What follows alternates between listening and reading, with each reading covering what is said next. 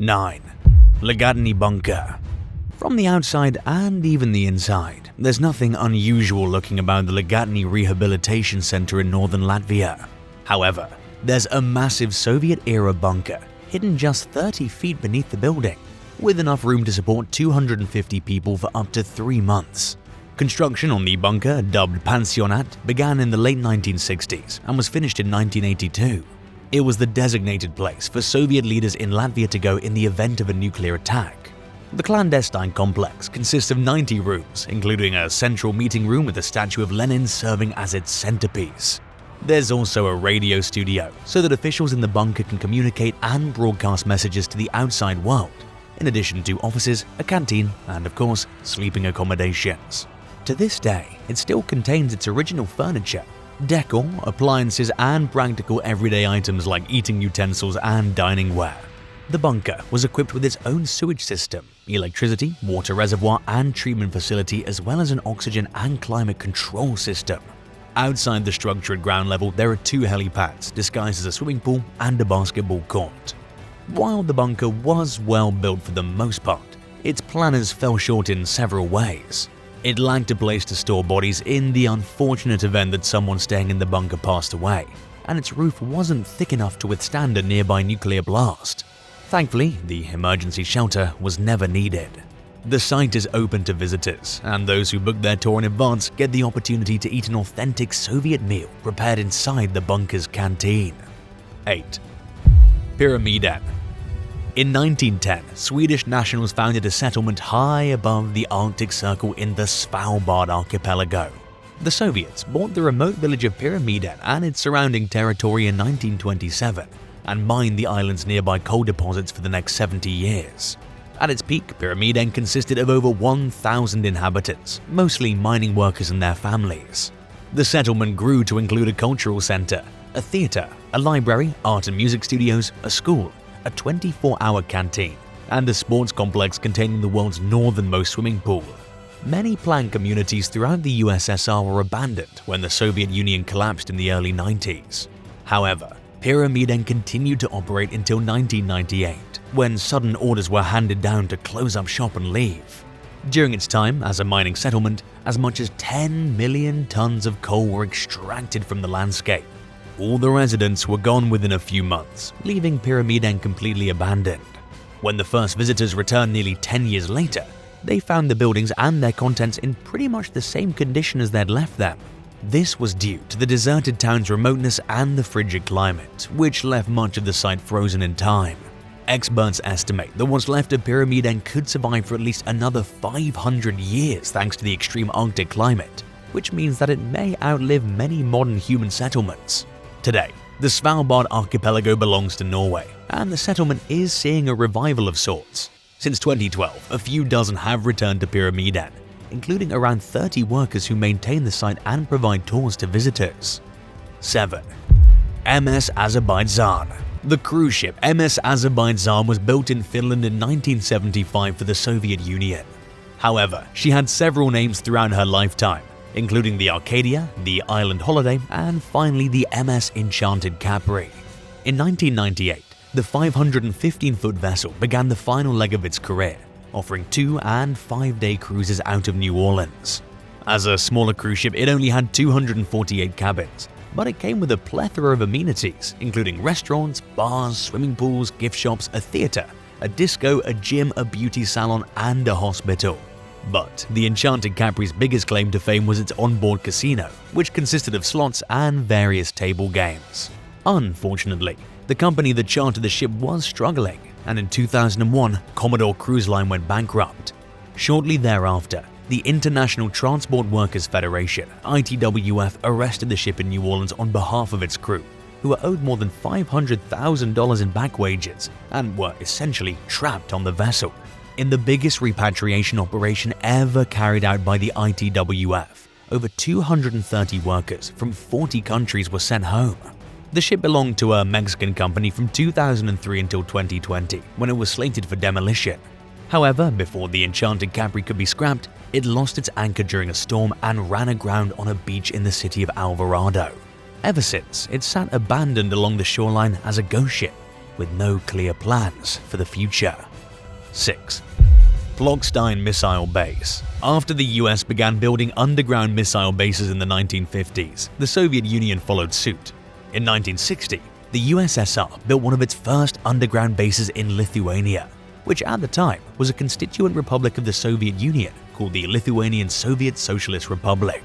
Located in a remote forest near the village of Plokstine, the Plokstine base housed medium-range missiles. Its construction costs amounted to roughly the equivalent of billions of dollars in today's currency. Around 10,000 soldiers moved into the area to complete the top-secret project, which they somehow managed to do without revealing the nature of their work to the local population. Surrounded by an electric fence, the site consisted of a network of tunnels and 4 deep shafts. The structures were covered by concrete domes that moved on rails and took about a half hour to open. Thankfully, no missiles were ever launched from the property. The base was shut down just 12 years after it began operating, by which point its existence had been discovered by US intelligence. It was abandoned for good when the Soviet Union collapsed, and one of the 4 silos on the base currently operates as a Cold War museum. 5. Szentkiraly-szabadja. Between 1949 and 1989, Hungary was governed by the Hungarian Socialist Workers' Party, which operated under the sphere of Soviet influence. During the 1960s, the Soviet built a military base near the city of Veszprém. It was known as Szentkiraly-szabadja, and it consisted of both military infrastructure and civilian accommodations. There was housing for Soviet soldiers and their families, as well as restaurants, pubs, theaters, schools, and more. The settlement was largely self-sufficient and isolated from conventional Hungarian cities. Its residents tended to stay within the town, and outsiders weren't allowed in. Anyone who didn't live there most likely had no idea what the base looked like or what they did there on a daily basis. As the Soviet Union inched towards its inevitable collapse during the late 1980s, steps were taken to demobilize the military presence at Szentkiraly-szabadja. Residents began to leave, and by 2004 the settlement was completely emptied out. Its buildings are heavily damaged and looted, and its streets are cracked and overgrown. The hangars that once housed aircraft look more like decaying greenhouses, and all that's left inside the apartments are abandoned personal belongings that nobody's found valuable enough to take. However, the crumbling ghost town remains a popular attraction among urban explorers who don't go there to steal, but to gain a first-hand look at what life during the bygone Soviet era was like for some people. Would you ever visit an abandoned city in Russia? Let us know in the comments, and don't forget to subscribe. 4. Communist resorts. During the Cold War, Poland was a Soviet satellite state, meaning that while the relationship between the countries was unofficial, Poland was under Soviet control. Eastern Bloc leaders believed that average working people deserved vacations, but on their terms. Like many other aspects of life in communist Europe, the government decided that it knew which types of recreational facilities were best for its people. Starting in the late 1950s, state-funded holiday resorts were built throughout Poland to facilitate workers' right to rest. These one-size-fits-all facilities were abruptly abandoned during the late 1980s as the Iron Curtain began to fall throughout Eastern Europe, and they've been neglected ever since. Urban explorer and photographer Marcin Wojciak travels across Poland snapping photos of these defunct, overgrown resorts. In order to preserve their memory, he shares the haunting images on Instagram under the username Kozmoderna. Many of the retreats are in prime locations that are typically protected from development nowadays, such as on lakesides, by the mountains, and next to the sea. Wojciak told the First News that it would be really difficult to obtain permission to build in places like this today, and that their locations alone speak to how Poland used to be a completely different world with different values. Included among his photos are images of a moss-covered swimming pool and a vintage bowling alley, both of which would have been considered luxuries at the time they were being used. There are also patterned mosaics with political overtones, artwork depicting Smurfs, and other happy cartoon characters. A stage and a left-behind foosball table give an idea of some of the activities and entertainment that the resort's working-class visitors enjoyed. The resorts are full of big windows as well, many of them offering ample views of the nature that now surrounds the buildings. 3. Transnistria. Shortly before and during the collapse of the Soviet Union, a number of informal breakaway states formed throughout its prior territories. In 1990, a region calling itself the Pridnestrovian Moldavian Republic better known as Transnistria, refused to join the newly formed country of Moldova and fought for its independence. The conflict lasted for 2 years, resulting in over 1,000 deaths. Then in 1992, a ceasefire agreement between Transnistria and Moldova was established. However, it was never officially resolved, and to this day the breakaway state remains demilitarized yet heavily fortified.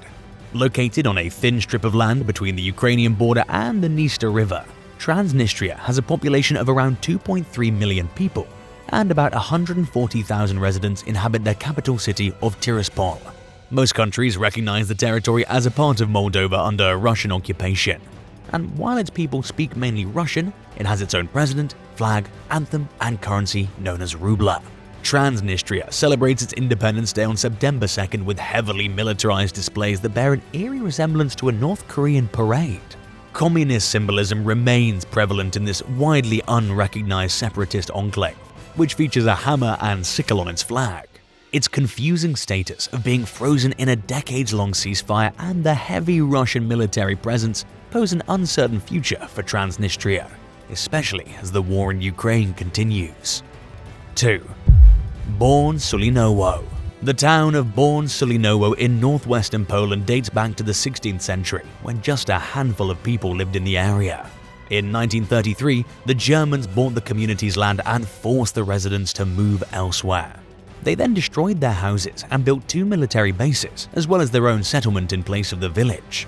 Throughout the Second World War, they used the site as a prisoner of war camp. After World War II ended, Poland became a Soviet satellite state, and the Red Army took over the base. Borne Sulinowo soon became one of Poland's largest Soviet military camps, yet it remained completely hidden for more than 50 years. During that time, it didn't exist on any maps, and with good reason. It was being used as a top-secret storage facility for nuclear weapons. The base's existence finally became public knowledge when the Soviet Union collapsed and the Red Army reached an agreement with the Polish government for its withdrawal from the region. After the last of the Soviet forces left, Borne Sulinowo once again became a civilian town in 1992. It's remained open to the public ever since. Most of the first residents to move there were Polish repatriates who'd been forcibly resettled in Siberia and Kazakhstan more than 50 years earlier. An estimated 5,000 people live in Borne Sulinowo today, but the town remains littered with disused Soviet-era buildings that were never repurposed and are now falling apart. There's also a decommissioned silo, a Soviet T-34 tank, and a missile storage facility that now operates as a Cold War museum. 1. Chisinau Circus. When the Chisinau Circus was built in 1981, Moldova was part of the USSR and was called the Moldavian Soviet Socialist Republic. For 23 years, crowds flocked to the building for entertainment, which included performing animals, trapeze artists, clowns, and all the other displays of a traditional circus. Built in a brutalist architectural style, the imposing structure featured a 40-foot ring and had enough seating for 1,900 guests. Circuses were a big part of Soviet culture, so much so that even after the Soviet Union collapsed in 1991 and a major economic crisis hit Moldova, the Chisinau Circus's doors remained open. During its first years of independence, the country faced skyrocketing inflation rates and a costly war with its neighboring breakaway state Transnistria. This plunged Moldova into economic freefall and earned it the distinction of Europe's poorest country. Still, the circus continued. In 2004, it closed its doors temporarily for repairs but failed to reopen as planned. The building sat neglected for years as it fell into disrepair, with no clear answers on what its future held. Renovations finally began in 2014 as part of a public-private partnership, and in 2022, the Chisinau Circus put on a show for the first time in nearly 20 years. Which of these Russian discoveries shocked you the most? Let us know in the comments and don't forget to subscribe. Thanks for watching and we'll see you next time. Bye!